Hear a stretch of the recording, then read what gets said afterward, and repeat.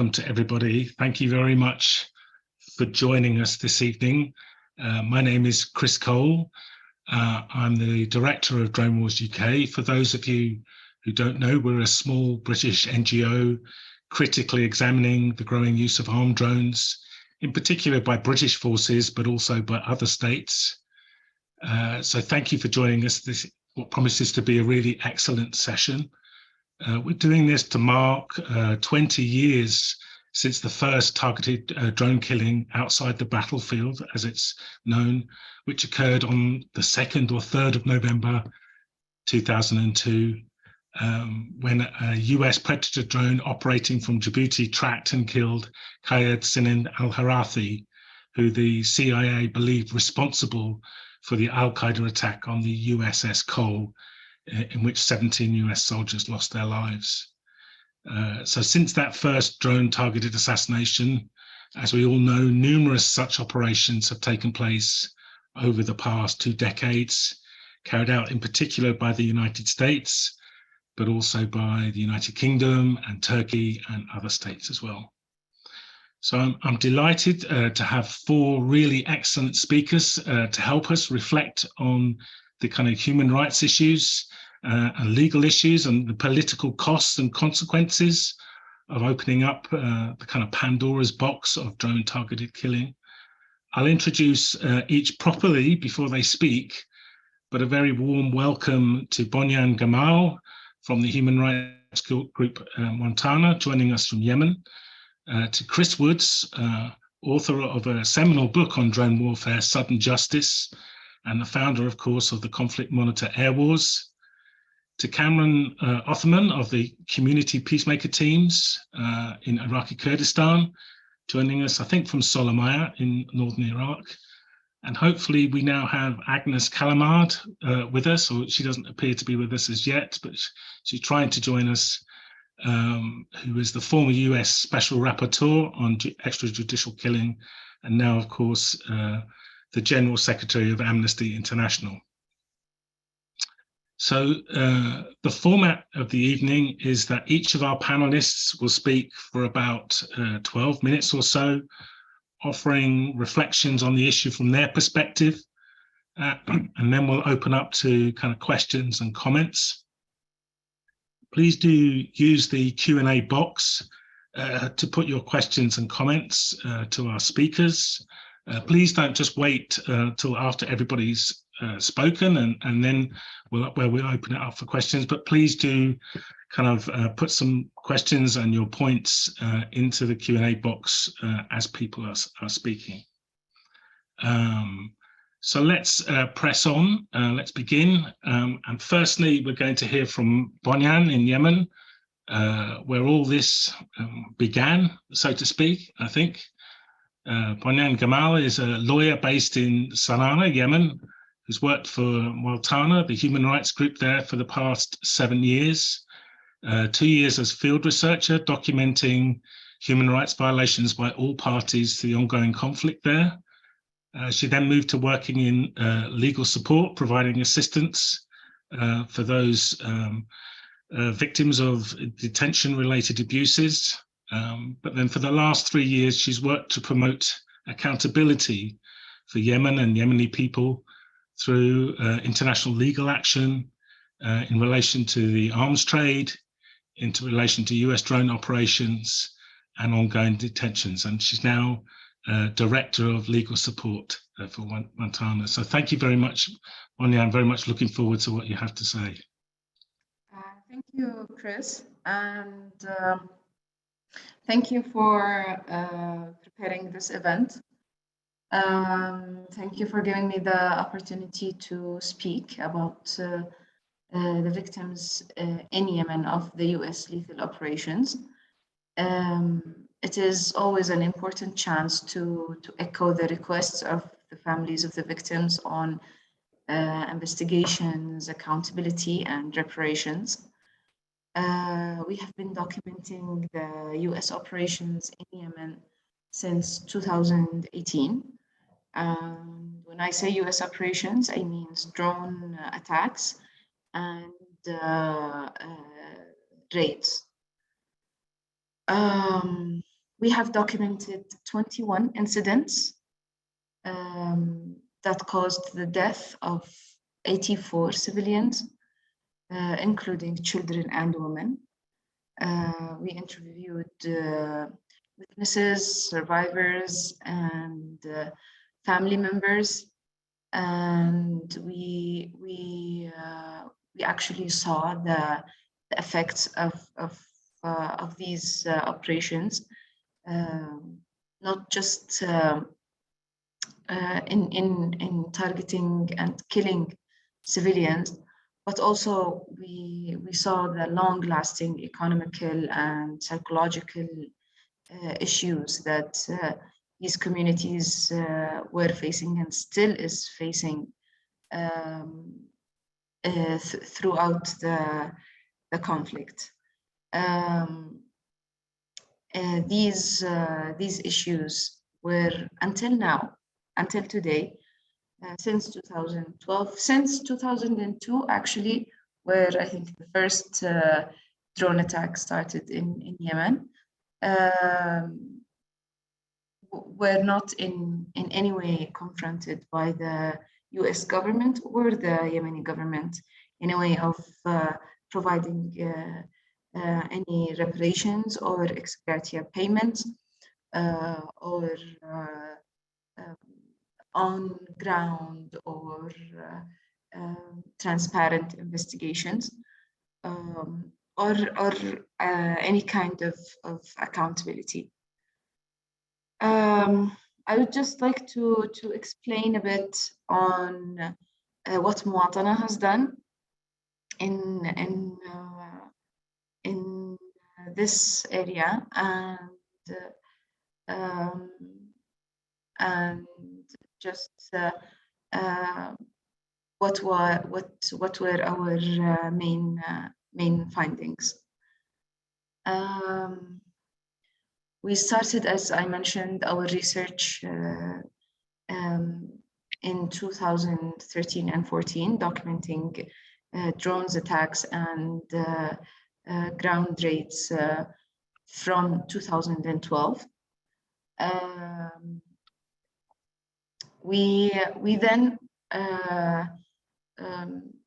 documented more incidents that happened in 2017, 2018, and 2019. And after long years of this documentation, where we interviewed witnesses, we interviewed families, we interviewed survivors, we compiled our evidence, and together with Columbia Law School, the Human Rights Clinic, we reported in detail the civilian harm documented to the US military. We submitted a letter of more than 150 pages. It was delivered through December 2019 and to November 2020 to the US Central Command. We started by presenting one case of drone strike. It was a case that killed a 12-year-old boy, a civilian boy, and wounded his 17-year-old cousin, who was a member of the Yemeni military, which is still aligned with the US military. We submitted our first strike. Then the US Central Command replied with a 4-paragraph letter, which was very disappointing. That basically said, in most parts, that they will not answer our questions for national security reasons, and that our information is not as accurate as information gathered by Central Command. Although there were no clarification on how did they collect their information and what they actually collected. We don't know if they had interviewed any family members of people who were killed or eyewitnesses. Throughout our site visits and research, nobody has said that the US or the Yemeni government has asked questions on these raids and attacks. We then sent another long submission in November 2020 of 11 instances. 2 of them were ground raids, and the rest were cases of drone attacks. And unfortunately, the responses were close to the one before. In our first letter, the US Central Command actually implied that they did not deny killing the 12-year-old boy and injuring his cousin. And in that letter, they actually said that al-Qaeda exploits children. Until this moment, and it's two years after our last submission, we haven't heard of any accountability efforts or ex gratia payments for the victims, even the ones that the US administration admitted that were civilians. And after all these instances, the US admitted one more drone attack. It happened in 2019, in the beginning of 2019, and but said that they will not pay ex gratia payments or any kind of reparations because it might be exploited by armed groups, which is in a way labeling the whole area as an area controlled by these groups, which is not true in any way. Until now, we are still in touch with the families, and it's always very disappointing calls of has anyone contacted you? Were you talked to about any of these incidences? And it's always no. And in most of the times we hear anger in their voices, disappointment, despair, and because until now nothing has happened. This is mainly what Muatana tried to do in the drones file. We spent years researching, we spent years compiling our research, doing follow-up research, site visits, and interviews. And then after all these efforts, money, and time, nothing really changed in the lives of these victims. The US administrations changed. There was the Obama, then the Trump, then Biden. Still nothing changed in the lives of these victims, nor did it change in the US drones policies. it's always the question of what can a Yemeni citizen do to reach any kind of justice. I mean, we are, as an organization, we had to spend a lot of funds and a lot of efforts and a lot of time just to reach the US Central Command and send information that we gathered.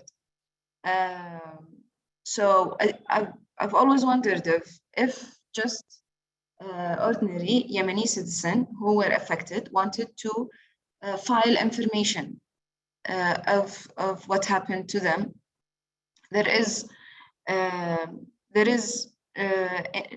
any avenues, and whether it's in Sana'a here or in any other governorate, for them to file their complaints. They cannot complain for the fear they felt, for the loved ones they lost, and for their lives that were destroyed. And this just shows that how the standard is lowered for them. They cannot even complain formally. And I will just end by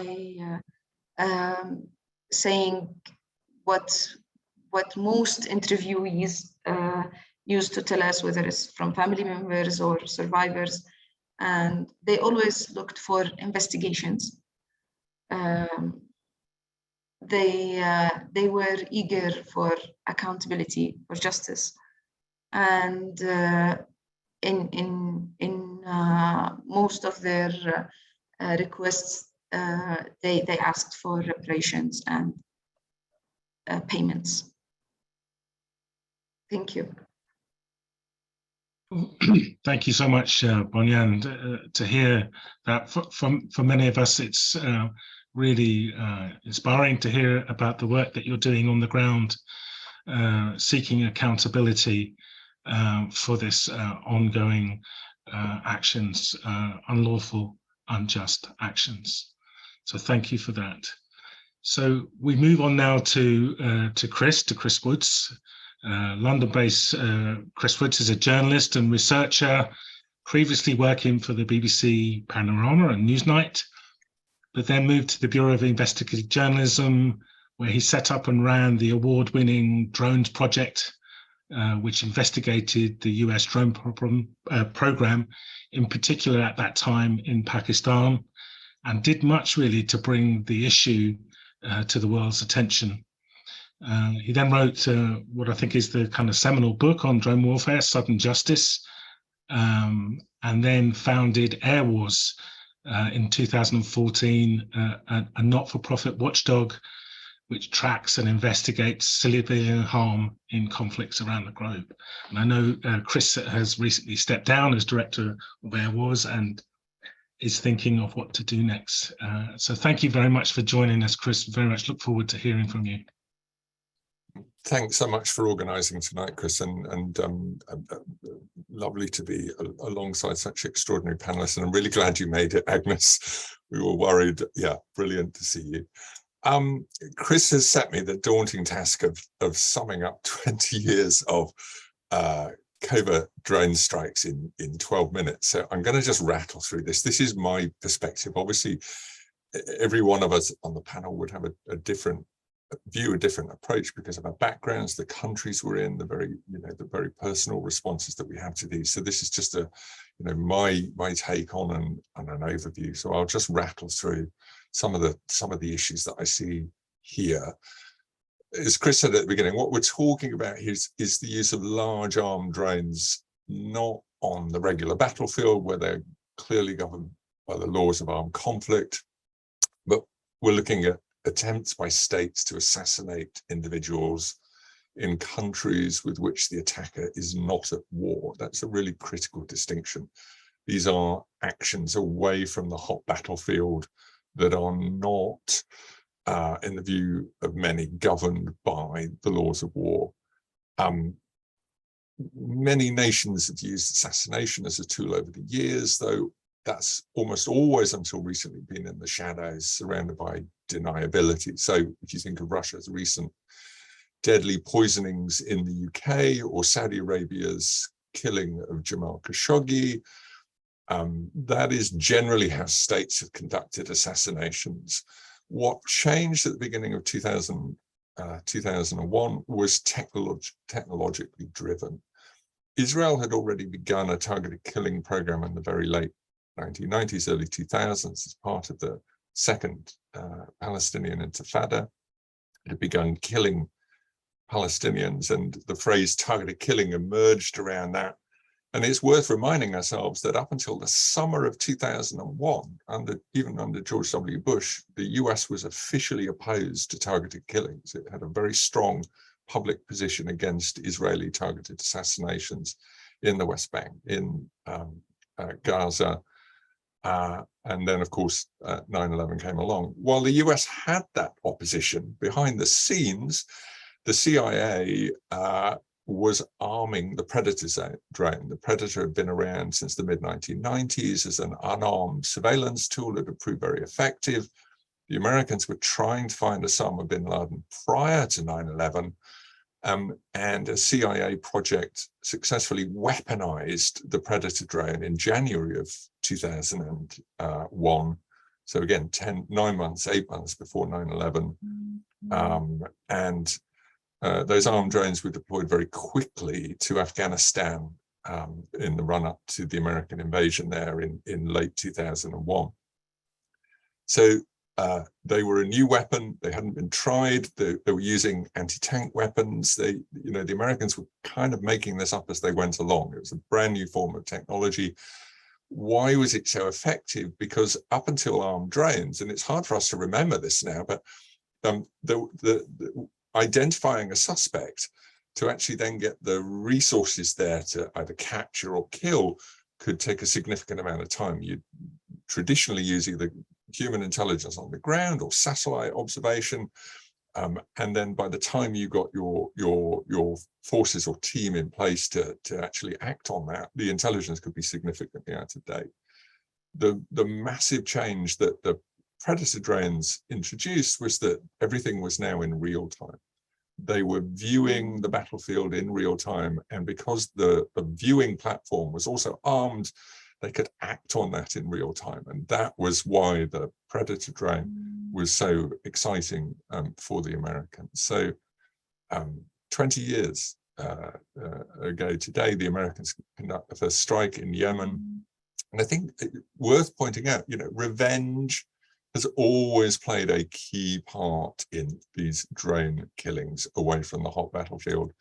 Chris mentioned that the al-Qaeda had blown up the USS Cole, killing 17 sailors. That had been 2 years prior to that November 2002 CIA drone strike. 6 people died in that initial attack, including a US citizen. None of those individuals had ever been charged with an offense. No trials had ever been held.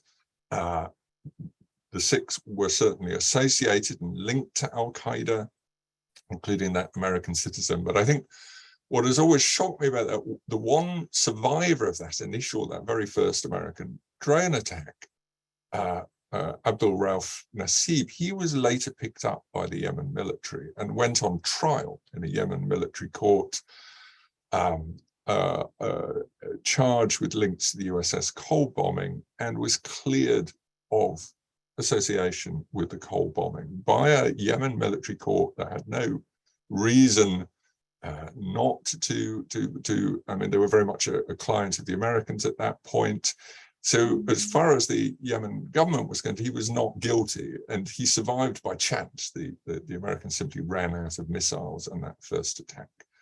So this really brings us to this question of sudden justice, of extrajudicial killing outside the framework of recognized international law, and that really has characterized this campaign.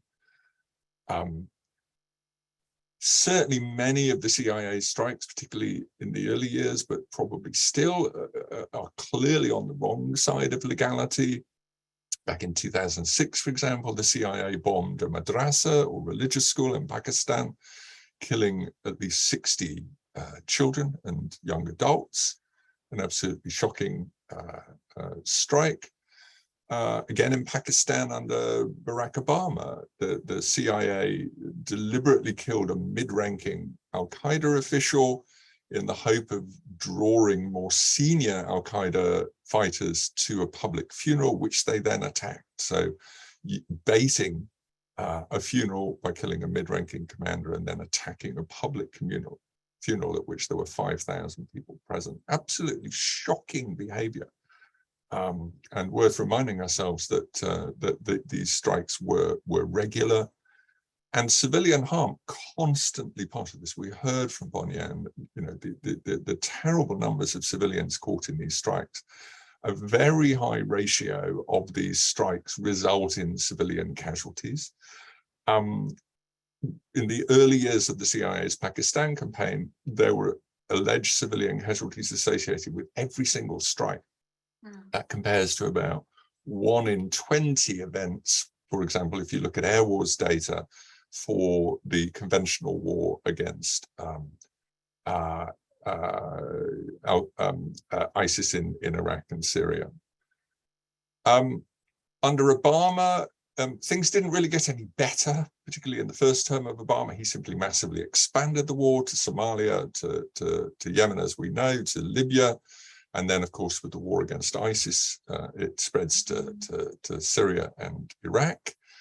There was, however, a big shift in Obama's second term, where the Americans moved away from their original justification of we're conducting strikes if states can't or won't act, and they moved much more to a position of informed consent, where host nations had to give consent. And I think it's really fascinating that the CIA campaign ended in July 2018 in Pakistan, not because of any declared victory, but because the incoming Prime Minister of Pakistan at that time, Imran Khan, overtly withdrew consent for that campaign. And it's interesting that both Trump and Biden have maintained that active consent model. Seen a huge fall in the number of strikes under Biden, of course, but not an end to these kinds of targeted killings. Very quickly, obviously. I mean, where are we now? I guess since the middle of the last decade, we kind of saw the ushering in of what I call the second drone age. This is the age of proliferation. Armed drones were exclusively the purview of the United States, Israel and their clients up until around 2015, and then everything changed. You saw nations like China and Iran with very significant drone programs and selling those drones. We also saw a very significant rise in non-state actor armed drone use. And now we have dozens, I think Drone Wars UK tracks this, dozens of states now have armed drone capabilities. And very sadly, we're seeing states like Turkey using the tactics from the CIA's playbook in Iraq. Cameron's wonderful organization CPT has been logging the very troubling actions by Turkey and to a lesser extent Iran up in northern Iraq. A shocking case about 18 months ago where the Turkish armed drones targeted alleged fighters. They were injured in the attack. They were then taken to a local health center to receive medical treatment. And a follow-up attack by Turkey then targeted the medical center, killing the individuals that they hadn't harmed in the original attack, but also killing nurses and doctors at that health center. That is straight out of the CIA's playbook. And I don't recall at the time any complaints by the Americans in Iraq to that action by Turkey. So I think for me, very concerning is, we're 20 years into this program now. the justifications for these kinds of strikes, the claims that Americans make for legality. We haven't even seen Russia begin these kind of campaigns yet, but we have a pretty good idea of how Russia might use armed drones were it to have its own sophisticated capabilities. You know, after 20 years, are we in the place now where we're starting to see customary international law effectively recognizing or accepting these drone strikes, or have we reached a point of inflection where, because of this huge rise in the number of states using armed drones, in some of them in very problematic ways, we might finally get some pushback at the UN and calls for constraints on sales of armed drones and also proliferation controls as well? I think that this is a really critical point we're at now. Either we just throw our hands in the air and say there's nothing we can do, or we actually push back and say this can't go on like this. We can't have another decade of this. Thanks, Chris. Again, that was great. Thank you very much, Chris, for that kind of whirlwind tour of how it began and where we are now, and some of these very serious questions that we face.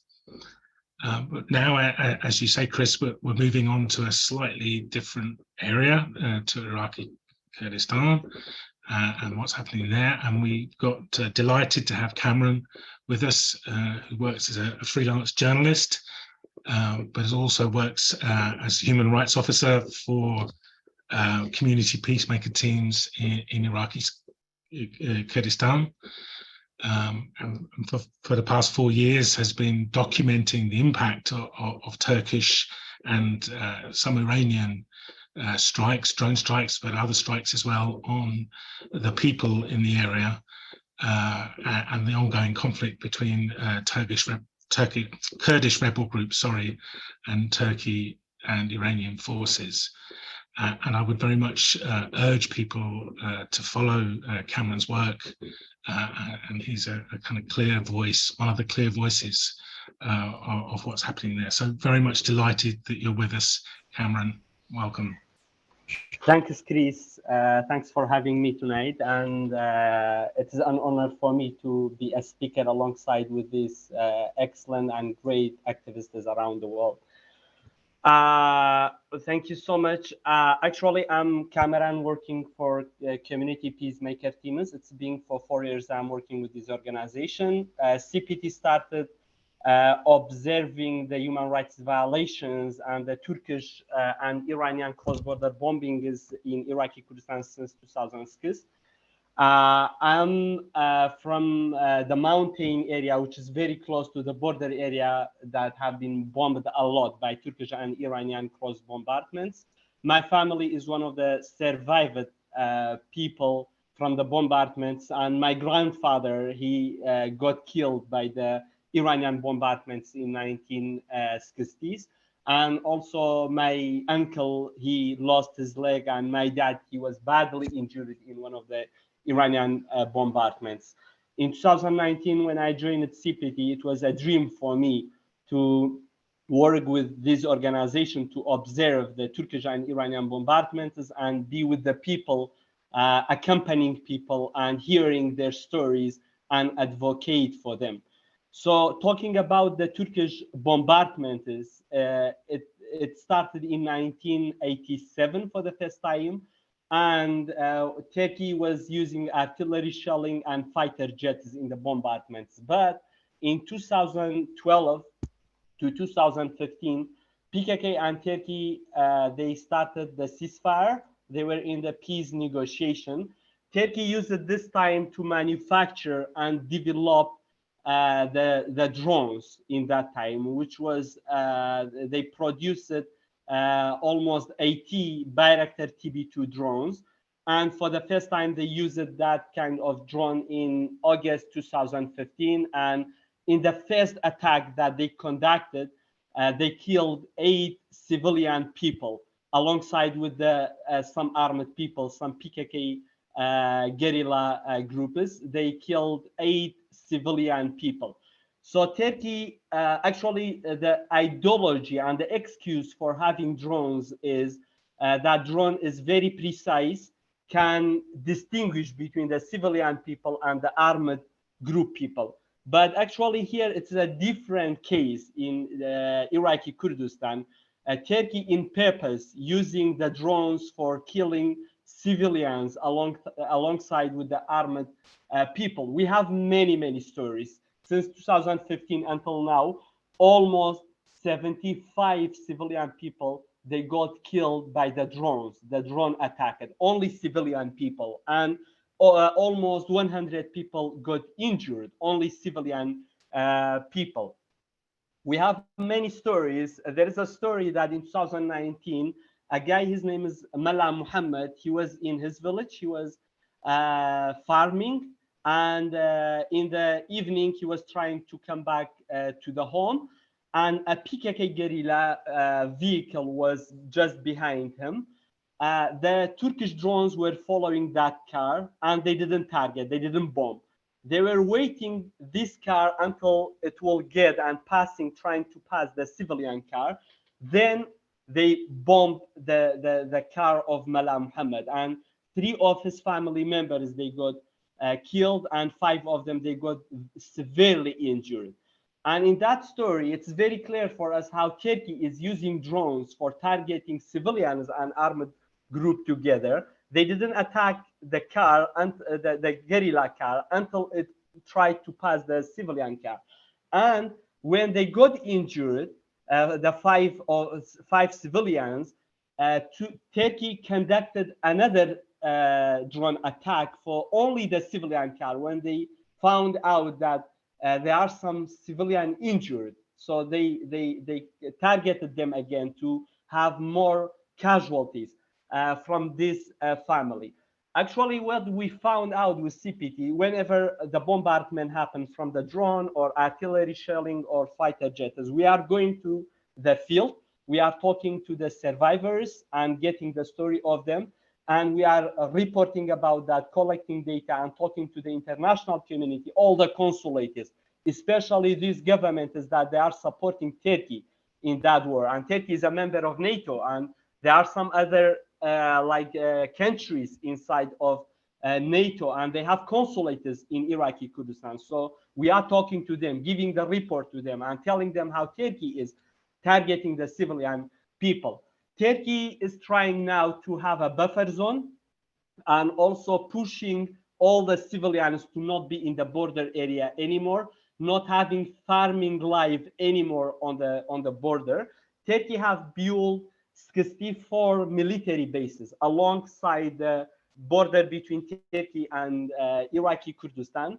And they are sending the soldiers down to the village. They are talking to the civilians.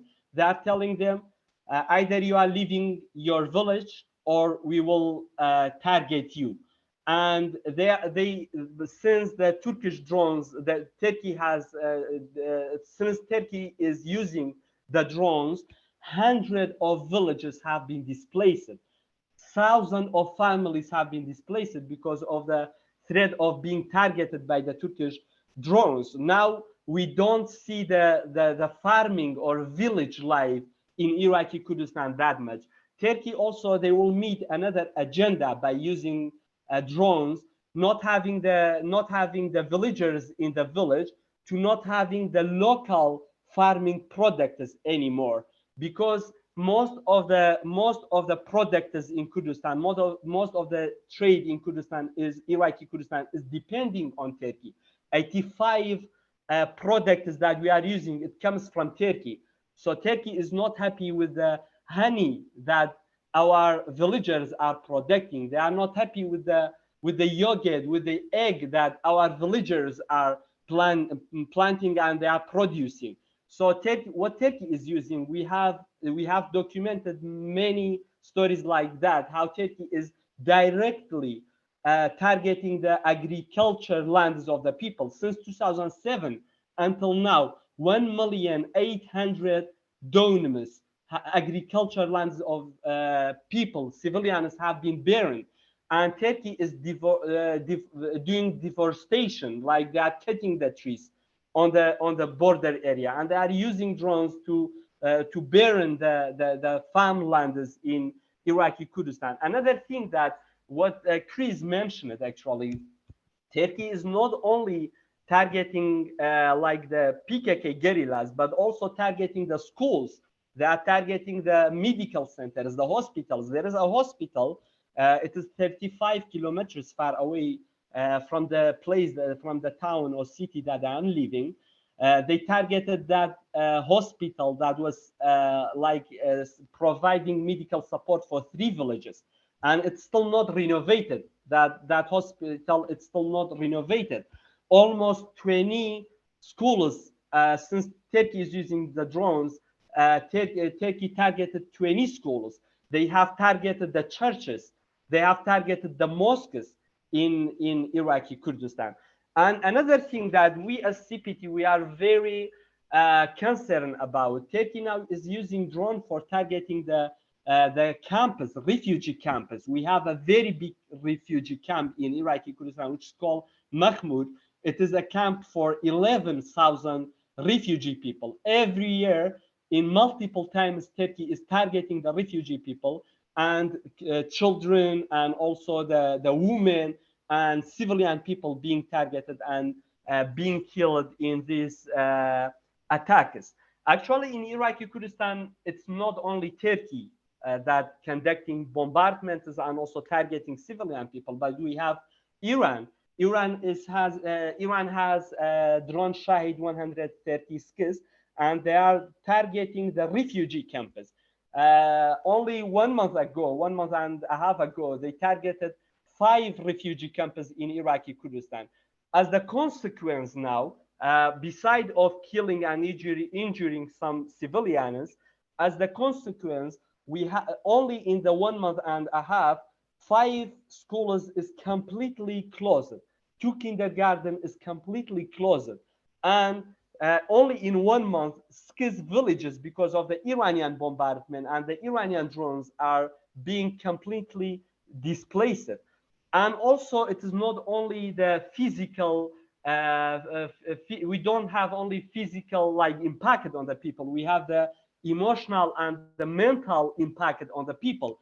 We are going to the villages. We are talking to the kids, the students. They are telling us when they are shutting the door. When they are shutting the door, they feel it is bombardment. People are traumatized by the bombardment.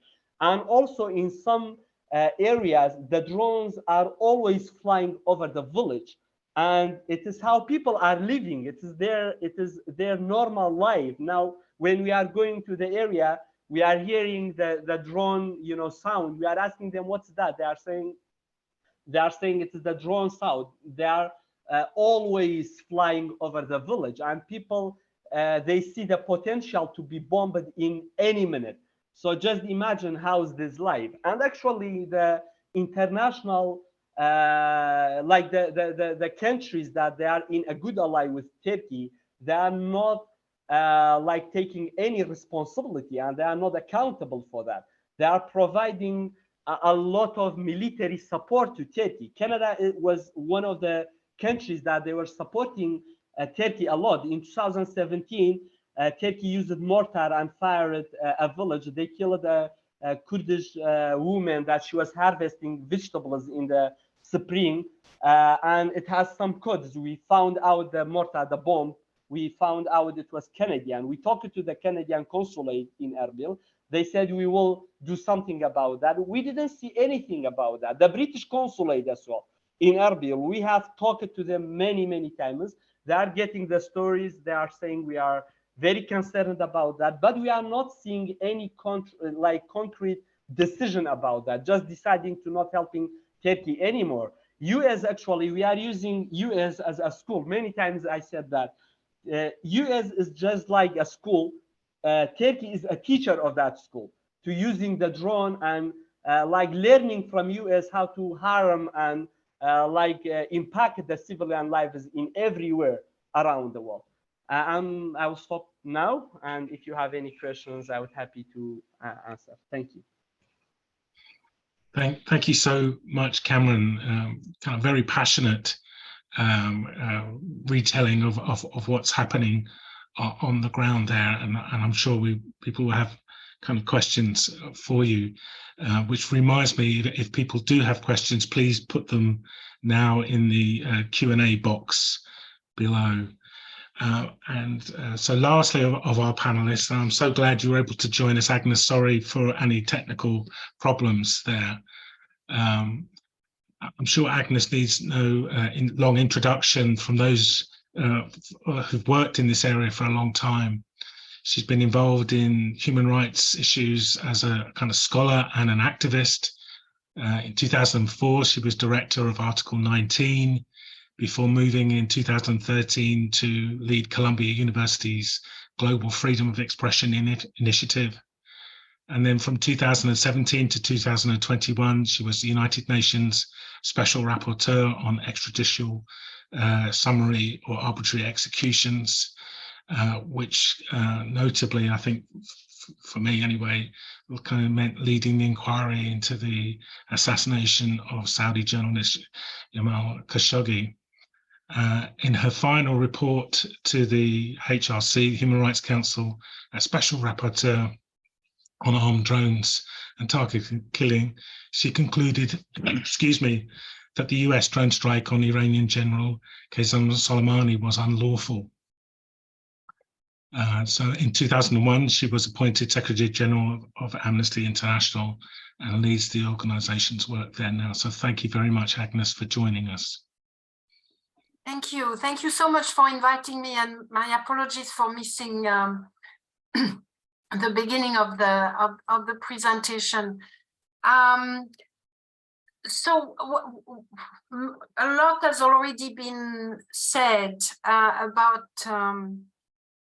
drones and the second drone age, to use Chris's expression, which I have also referred to in the report you just mentioned. So allow me maybe to highlight a few dimensions of the implication of this second drone age since 9/11.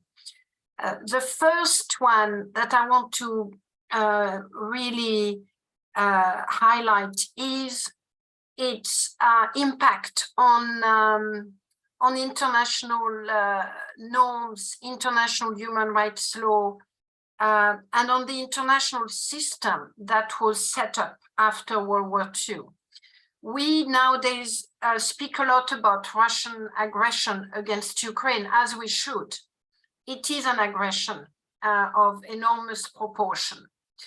I think we should also not forget that for the last 20 years, if not longer, the international human rights system and the protection against aggression of any sort, against the use of force unlawfully on the territory of another country, that principle has been very much battered and undermined through a succession of actions, one of which is the use of drones for targeted killings on the territories of other countries outside armed conflict in the name of so-called self-defense, but an interpretation of self-defense that defied existing jurisprudence and frankly defied common sense. So the impact of drones on the international way of thinking about national territory, the integrity of sovereignty, the notion of warfare even, all of that was frankly blown off. And the main tool for that was drones. So that's the first point I would like to say. The second, of course, is what colleagues have already highlighted in far more crucial way than I can, which is the human cost of those drones. First of all, of course, we need to highlight the fact that even if the target is a so-called terrorist, that does not make the target lawful. So let's be very clear about that. Point number one. Point number two, as Chris and the other two have highlighted, in the context of Yemen or Kurdistan, those targeted attacks of specific individuals have huge collateral damage, meaning they've killed dozens, and if you add them all, thousands of people have been killed, which had nothing to do with the initial target. It is further asserted, and I think it has been well evidenced, that many of those targeted killings are failing to reach their actual target because of either flimsy intelligence or because of the reliance increasingly of algorithm, of a type of behavior that is associated with being a so-called terrorist, and an algorithm that has proven very faulty over and over again, that is targeting groups of young men together carrying arms, like many do in many parts of the world. So the notion that drones can be more accurate, which is part of their image within the military sector, that is frankly, you know, unproven. It has not been proven at all. And we really need to insist on that, because it's still part of the narrative around drones being particularly accurate. So that's the second issue that I think we need to highlight. Those targeted signature strikes are faulty, are inaccurate, are killing civilians, and they are, many of them, the vast majority of them, are unlawful to begin with. Even if they reach the right target, they are still unlawful. So that's the second point I would like to make. The third one, and hopefully it will not go too much worse than it has gone already, is the fact that, as you mentioned, the drones attacks have been used against state representatives. That was the case of General Soleimani, which was another red flag, another huge barrier that was crossed by the United States when they targeted for killing the representative of another country. Whether the guy was evil or not, that was not a way of proceeding at all. There has been other attempts at killing state representative, but we must really highlight the fact that the line that was crossed in the targeted killing of General Soleimani should never be crossed again. I mean, this is a very, very dangerous development for the international community. The second drone age, and in fact, Chris may even say we're entering a third one now, but it's also the multiplication of actors having access to drones, countries producing them. We talked about Iran. China is one of the huge producers of drones.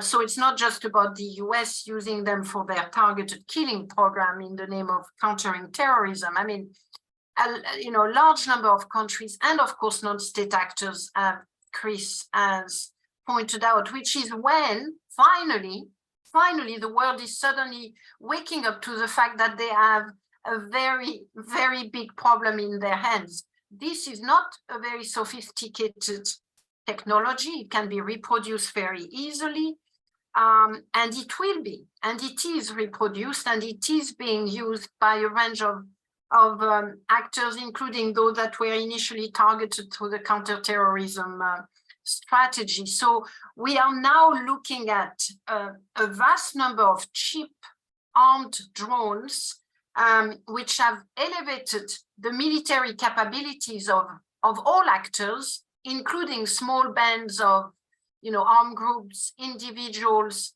and that are increasing the potential for ongoing attacks and you know, killings of a lot of lots of people. Finally, I think the last point I would like to make is the fact that I want to reiterate maybe the fact that in addition to targeted killings and the fact that drones are used for that purpose, assassination, state assassination, which are unlawful, or you know, the vast number of them are completely unlawful under international law. Drones that are used for so-called maybe more normal warfare can be also unlawful. It is not because, and the typical example is what happened in Ukraine when Russia used Iranian drones to target civilian infrastructures and so on. So that must be highlighted too. You know, the violations of international law is actually possibly facilitated through these weapons, this kind of weapons. I don't want to get into what's happening with drone swarms and so on, but I just want to finish on these words. The world is confronting, you know, transformation that are extremely dangerous and difficult, dangerous for the world and difficult for anyone involved in the global governance at the moment. Part of it is this new arms race that we are all confronting, and drones are an essential or an important part of it in all their dimension. You know, the next generation of drones, such as swarming, autonomous drones, autonomous unmanned mobile weapon system capable of swarming, all of those things are unfortunately part of the arms race. They are very difficult to control, therefore, and to regulate. But we must, as an international community, you know, lay the ground for our protection, and that means regulating that particular weapon. And we don't have a lot of time. We don't have a lot of time. You know, drones are a real threat to international stability, and not just because they are because they are with armed groups. They are a threat to international stability, period, in the hands of many actors. Thank you. Again, thank you very much, Agnes, for that, and you know, for your clear leadership and speaking out on this issue. We really do appreciate that. We turn now to questions. We have a number of questions, but I kind of beg the indulgence of those asking questions online, because I know it's very late in Yemen, and I know that Bonyan would like to leave, but there is one question I'd like to ask before you depart, if that's okay, or if you want to depart. And that is that, and I guess it's for you as well, Cameron, that people do say to us sometimes that there are kind of greater problems, wider conflicts going on in the world, both in Yemen and in Iraqi Kurdistan, than targeted killings, than, you know, the use of force by outside actors, and that these kind of targeted killings are a kind of side issue, really, are not that important in the context of what is going on. What would you say to that? What's your perspective on that, if I may ask? I didn't get your question. Could you please repeat it? I'm so sorry. Sure. I was asking Bonyan first, but then if you'd like to chip in afterwards. Yeah. It's just that, you know, sometimes we're criticized for focusing on this particular type of attack, the use of drones, or, you know, targeted killing, when there are much wider and bigger problems going on in both in Yemen and in Iraq. So what would your perspective be on that? What would your answer be to that? Bonyan, if you'd like to go first.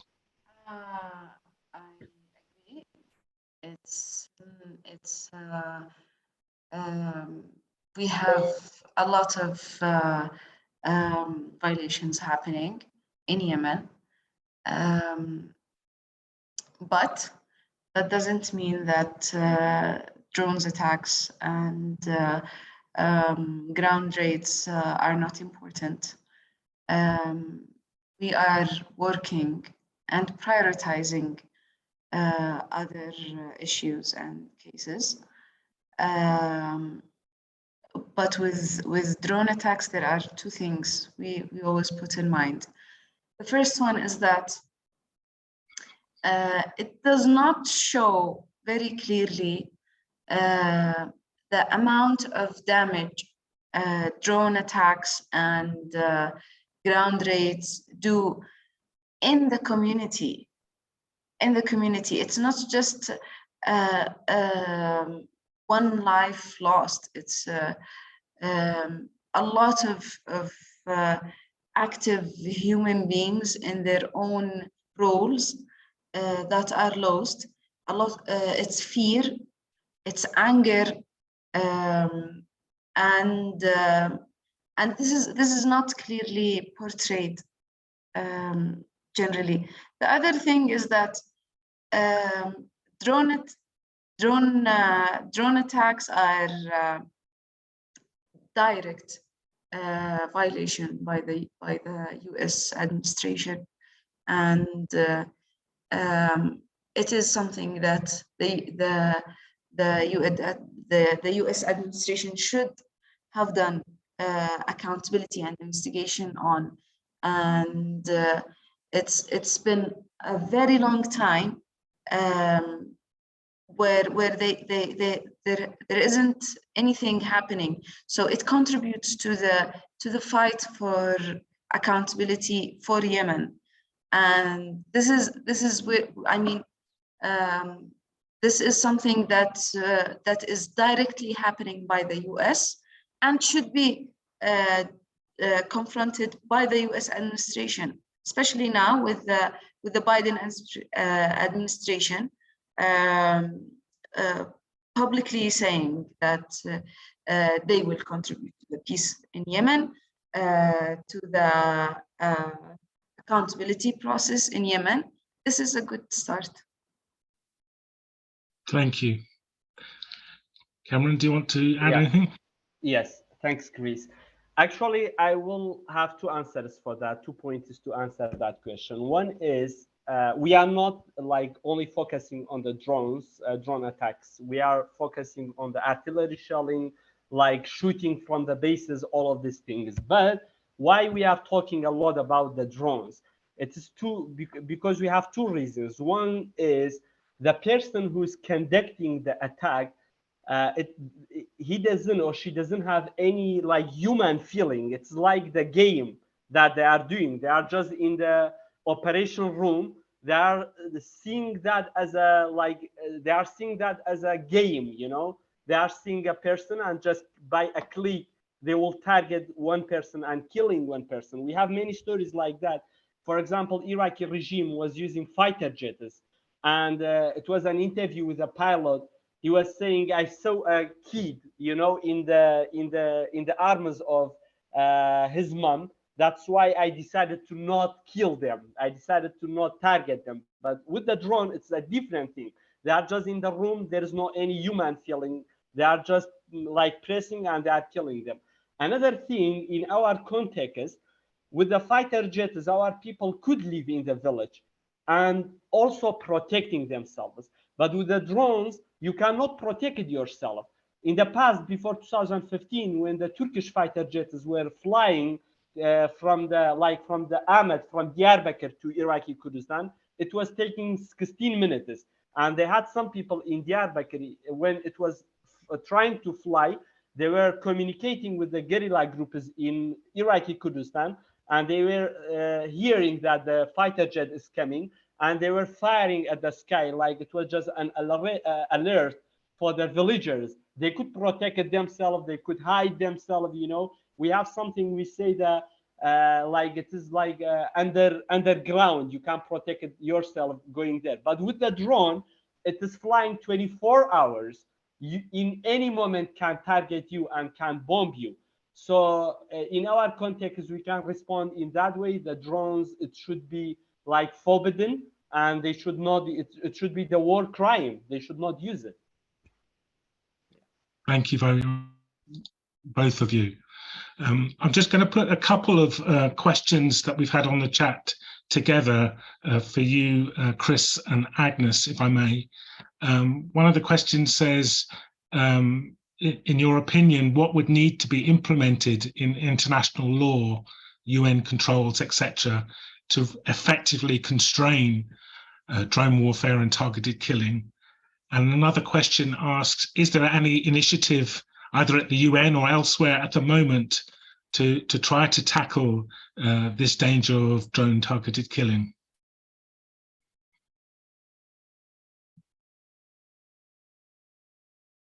Do you want me to, Agnes? I know you've got a lot of expertise. Very quickly from me, the late and much missed Christoph Haynes, who was Agnes's predecessor as UN Special Rapporteur, wrote very eloquently that the drones should follow the law, not the law follow the drones. The body of international law is very clear on this. Almost all nations are opposed to targeted killings. I made the point at the beginning that even the Bush administration back in 2001 was opposed to targeted killings. We're seeing a turning on its head, the idea of lawfulness here. So there's a very strong body of international law there to support the idea that targeted killings away from the battlefield are not lawful. The problem is, of course, the Security Council, where the US, France, and the UK all have armed drones. China supplies the armed drones, and Russia can't wait to get its hands on armed drones. And in that context, it's very difficult to sort of push the UN to where perhaps it should be. Having said that, the UN has been consistent since 2002 in its criticism and challenge to targeted killing by armed drones, and that's fantastic to see. And then one final quick thing from me. I remember saying to a colleague a few years ago who was very involved in campaigning several decades ago around nuclear proliferation, how disappointed I was that we hadn't seen controls on armed drones yet. And they said that, back in the 60s, what drove non-proliferation talks, 60s, 70s, 80s, was the fear of proliferation, that as more states were getting hold of nukes, the risks were greater. Therefore, countries like the United States that had enjoyed a monopoly and then a duopoly with Russia now needed to act because proliferation was such a risk to them. And I think that picks up on Agnes's point that the more proliferation we see, the more countries we see using drones in problematic ways, possibly the greater the potential for controls might be there. But again, we'd want to see action by the big players. We've just seen with the political declaration on the use of explosive weapons in urban centres, I was shocked and incredibly pleased to see countries like the UK and the United States sign up to that, not least, I think, because they want to differentiate themselves from Russia and the appalling carnage happening in Ukraine right now. So even countries we think may not be willing to go here, perhaps they will in the right circumstances.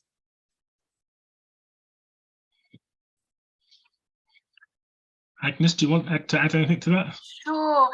I mean, I think it's a fundamental question. So a few things. I think one major problem at the moment with the use of drones for targeted killings, which has characterized the last 20 years or so, is the fact that the UN bodies, Security Council in particular, or Secretary General, have not played the role that they should play. The targeted killings, I need to repeat that, the targeted killings for the sake of countering terrorism is in almost all cases in violation of international humanitarian law, international human rights law, and the UN Charter, which prohibits the use of force on the integrity of someone else's territory. all of these things should really trigger an international reaction, an international investigation, a Security Council resolution, and they don't. They have not.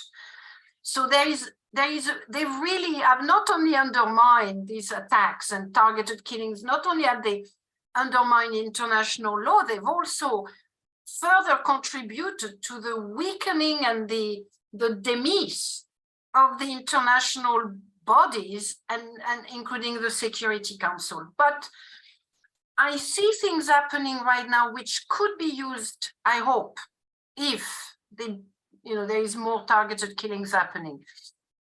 In the wake of so many paralysis by the Security Council, the General Assembly, through the leadership of a couple of countries, including Liechtenstein, have adopted a resolution which basically means use a Security Council if you cannot act according to your mandate on issues that have major implications for human life.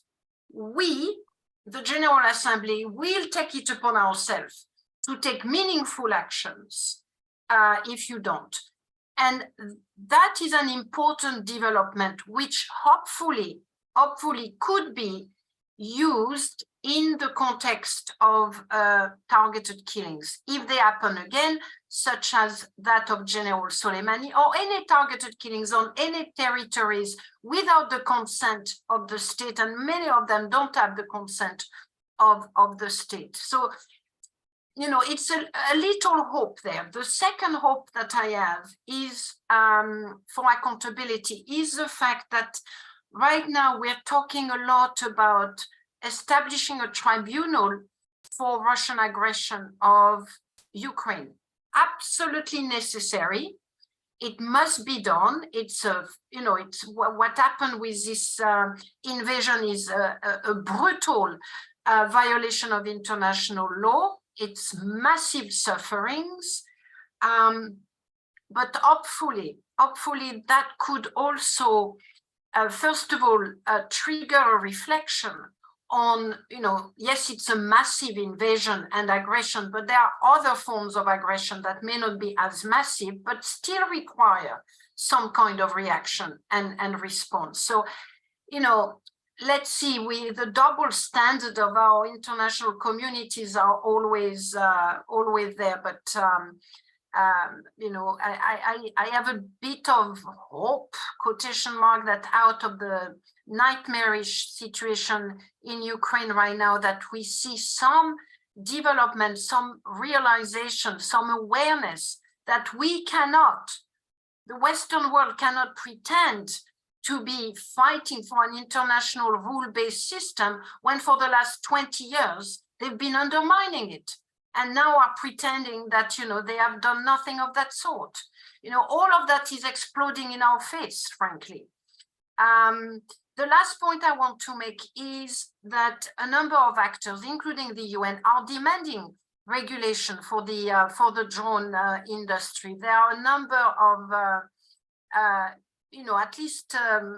at least theoretical initiatives. So we need to establish a transparent multilateral process to develop robust standards regarding the design, export, and the use of drones. We must be able to enact stricter control on the transfer of military and dual-use drone technology. And any drone sales must include civilian protection as part of that thing. Look, it won't be a panacea, but it's a beginning. We're not even there yet, but we've got to keep asking for a regulatory framework for the drones, and hopefully something will move in the right direction. Thank you very much, both of you. That's wonderful to hear that there's some hope, and that we need to continue to push on this, because in lots of ways these drone targeted killings are kind of out of sight and out of mind, and that brings us perhaps to a couple of other questions here. One in, again, I'll try and put them together. One, thank you very much, Bonyan, I understand. Thank you very much for joining us. One is about the new, President Biden's new over-the-horizon national security strategy, which I think is, you know, as we've seen in Afghanistan, of withdrawing forces on the ground and launching force from further away. And we saw that with the targeted killing of Ayman al-Zawahiri in July. That was shocking, again, for us all, but also for me, I was incredibly shocked at how little coverage there was. It just got one news cycle, and almost none of the news reports mentioned the legality issue at all. And that's extremely worrying. But also, as somebody else asks, they say, thank you very much for your contributions. But are drones simply making it easier for political leaders to justify war and justify killings to their population? So I wonder if any of you or all of you would like to kind of comment on the issue about lack of coverage now, and the kind of idea of drones enable war to be out of sight and out of mind. Who'd like to go first? Go on, Chris, please. Could take it. So I mean, the over the horizon Biden policy, it is sort of back to where we were maybe a decade ago. My significant concern about that is, where is the empathy in that process for civilian populations? You know, even when the Americans were in Kabul, they made terrible mistakes. Civilian casualties were often very high from airstrikes. Though there were US troops on the ground, you know, there were investigations conducted. They were able to visit the scenes when errors were made. Compensation and salaria payments were made. All of that has gone now from Afghanistan. And if you only have this remote warfare, the risk, of course, is that detachment from civilian populations. That's what got the Americans into such a mess in Pakistan in the first place. That the CIA was unaccountable. It was conducting strikes indifferent at best towards civilian populations, very high deaths of women and children. And that, in the end, created huge political consequences for Obama. It became one of the most problematic issues of his term as president. And of course, led to Obama eventually admitting civilian harm 15 years into the campaign. That's how long it took the Americans to admit their first civilian casualties. So over the horizon, it sounds great, doesn't it? But how does that, you know, what are the reassurances for civilian populations on the ground for these over the horizon actions? What are the assurances that their loved ones aren't going to be at greater risk than the risk they've already been at over the last 20 years? On the question of, you know, does it make war more or less likely? I mean, the one thing we never hear militaries admit is the law of unintended consequences. These targeted assassinations have consequences that cannot be controlled for. And I think the most terrible example of that was when the Americans assassinated Baitullah Masood, the original head of the Pakistan Taliban. And he was succeeded by Hakamullah Masood, who was far worse and unleashed an absolutely vicious domestic terrorism campaign in Pakistan that led to the deaths, and I'm not exaggerating, of thousands of Pakistan civilians, because he was much less controllable and also enraged by those American actions and the targeting of his group. So, you know, they can't control for the outcomes of these actions. They can't guarantee that the terrorist they kill today won't be replaced by a terrorist who's even worse tomorrow. And, you know, this is not a strategy. It is you know, the Americans used to use this ugly phrase of mowing the grass, and that's the best that it can be. We need a strategy. You're going to tackle terrorism, you need a strategy. And just bombing villages from 5,000 miles away is not a strategy. There is one more dimension, I mean, which could make it easier to go to war, because in the public mind, it's perceived as clean, you know, accurate. That's a big risk. That's why it's really important to have meetings like this and to insist on the fact that no, contrary to popular or military or whatever belief, it is not accurate and it is not clean. The lack of democratic control over the use of drones is also extremely problematic. You know, they somehow fall through the already quite weak system of democratic governance over the use of force, but it could contribute to facilitate the escalation in use of force without the public really noticing it, you know, because as Chris was saying, those signature strikes have never really been evaluated by a parliament. You know, I mean, we've done thousands of them. I was, you know, when I did my research, it was unbelievable to me that that's become such a common thing that the US and a few other governments were doing, but parliaments were nowhere to be seen, really, a little bit in the UK. And those signature strikes are, you know, have never really been thoroughly evaluated for their impact on countering terrorism, so-called. They disrupt, but do they do anything more than disrupting? You know, I've had so many questions about decapitation, as they call it, the decapitation strategy of leadership. But, you know, I think it's quite appalling that the democratic control over drones is so weak, and that's, you know, that's part of what could make it easier to go to war in many ways. Thank you. Cameron, do you want to add on that, or I've got another question for you? Yeah, well, like Chris, I don't have any addition for that answers. Yeah, if you have the question. Well, one of the things that I was interested in asking you is that we saw earlier this year, the US State Department did criticize one of the attacks on the refugee camp in Sinjar, I think it was.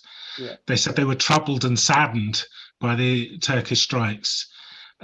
On the one hand, that seems incredibly hypocritical for the US to do that. But on the other hand, presumably that would you have seen that as helpful, criticism from the US about the strikes? And how is that playing out, that relationship between the US and Turkey in terms of the conflict there? Yeah, thanks for that question, Chris. Actually, it is only in the statement. There is nothing on the ground to be taken.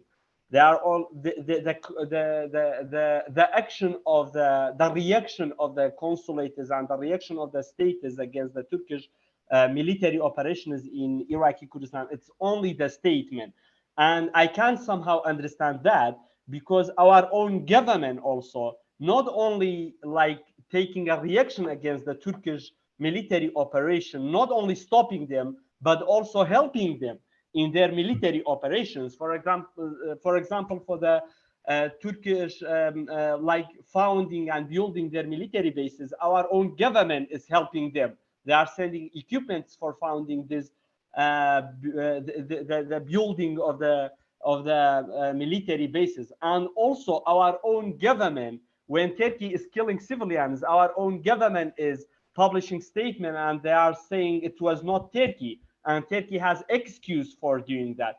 So how can I expect the international government to support us and stopping Turkey for doing that? Actually, what we have seen, like for example, U.S. consulate in Iraqi Kurdistan, they have hundreds of reporters of CPT and other organizations about the civilian impact of the Turkish and Iranian bombardments in KRG, but they are not doing anything. They are just saying we are sad about that, we are condemning that, but we are not saying any reaction against that. And also, I have to say that US in 2012, they were helping by the drone surveillance, they were helping Turkey to kill the Kurdish smugglers on the border. That they didn't have any income in the village. They were smuggling stuff, and they were providing the drone surveillance for them, and they killed a lot of people. German consulate here, they published a statement some months ago when Turkey attacked a village in Iraq Kurdistan. They said, we are sad about that, we are condemning that attack, but actually German government is helping Turkey in manufacturing the Bayraktar TB2 drone. British government is helping them, and also Canadian government is helping them. So we don't need the condemnation, and we don't need this kind of statements. We need just the action from them and stopping them from bombing civilians. Thank you. Well, thank you very much, Cameron. I think, saying very clearly we need more than statements, we need more than actions is perhaps a good place for us to end as we run out of time.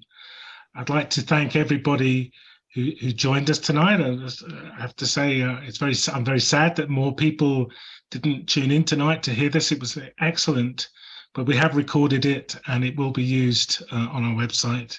So thank you everyone for joining us.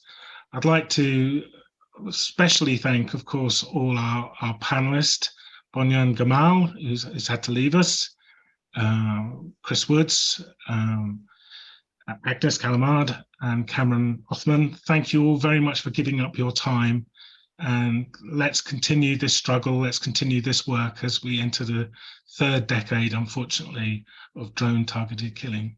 So thank you very much, and good night, everybody. Thank you so much, Chris. Good night. Thank you. Thanks, Chris. Thank you.